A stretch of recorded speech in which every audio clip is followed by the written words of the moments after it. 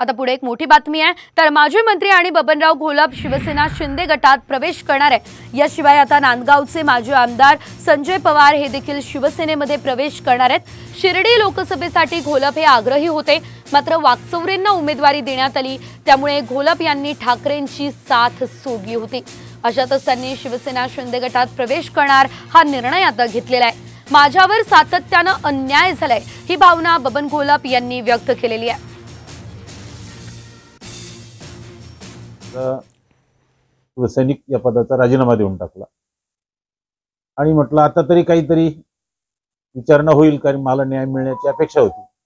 आज 2 महिने होत आले राजीनामा देऊन, मला कोणी विचारलं नाही का काय तुमची भूमिका असणार आहे, काय करायचं, आणि त्यामुळे मला उद्धव ठाकरेंच्या शिवसेनेला माझी गरज नाही असं गृहीत धरून मी घरी बसण्यापेक्षा ज्यांना माझी गरज आहे, जे लोक माझ्या भरोशावर आहे, म्हणून मी शिंदेंच्या शिवसेनेमध्ये प्रवेश घ्यायचा निर्णय घेतला आणि माझा आज प्रवेश त्या ठिकाणी होणार आहे।